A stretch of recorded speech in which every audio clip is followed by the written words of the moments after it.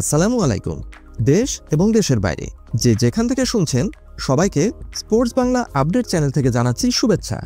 চলে এলাম আরও কিছু নতুন আপডেট নিয়ে। রুনি বার্জির রিয়াল বেতিসের বিপক্ষে বার্সেলোনায় তার অভিষেক গোলটি ছিল কেবল একটি স্কোরিং ইভেন্ট নয়, এটি ছিল তার ব্যক্তিত্ব এবং আধুনিক ফুটবল সংস্কৃতির এক নিখুঁত মিশ্রণ। তার পারফরমেন্স এবং উদযাপন উভয় ছিল আলোচনার কেন্দ্রবিন্দুতে।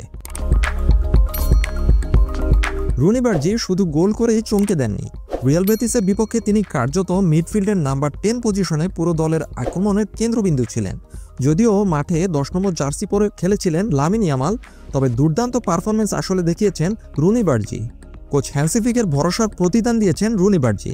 কোচ হ্যান্সি ফ্লিক তাকে প্রথম একাদশের সুযোগ দিয়ে যে ঝুঁকি নিয়েছিলেন রুনি বার্জি সেই ঝুঁকিকে পুরোপুরি সাফল্যে রূপান্তর করেছেন। তার প্রি অ্যাসিস্ট এবং অ্যাসিস্ট করার ক্ষমতা প্রমাণ করে তিনি কেবল একজন ফিনিশার নন, দলের আক্রমণ তৈরির ক্ষেত্রেও একজন দক্ষ কারিগর এই রুনি বার্জি। লামিন ইয়ামালের সঙ্গে তৈরি করেছেন এক অসাধারণ কেমিস্ট্রি। ডান দিক দিয়ে তরুণ সেন্সেশন লামিন ইয়ামালের সঙ্গে তার যে বোঝাপড়া তৈরি হয়েছে তা প্রতিপক্ষের ডিফেন্সকে সারাক্ষণ চাপে রেখেছে। এই দুইজন লেফট ফুটার মিলে বার্সেলোনার আক্রমণকে অপ্রতিরোধ্য করে তুলেছিলেন গতকালকের ম্যাচে। এই দুই অসাধারণ খেলোয়াড় বাঁ পায়ে এক অসাধারণ ফুটবল শৈলী এঁকেছেন গতকালের ফুটবল ম্যাচে।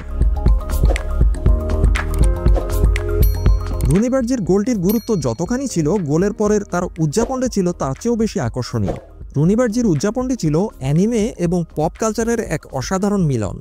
চিডোরি হলো জনপ্রিয় অ্যানিমে নারুটোর অন্যতম প্রধান চরিত্র সাসুকে উচিহার একটি কৌশল। এই উদযাপনটি প্রমাণ করে রুনি বার্জি অ্যানিমে এবং পপ সংস্কৃতিকে কতটা আপন করে নিয়েছেন।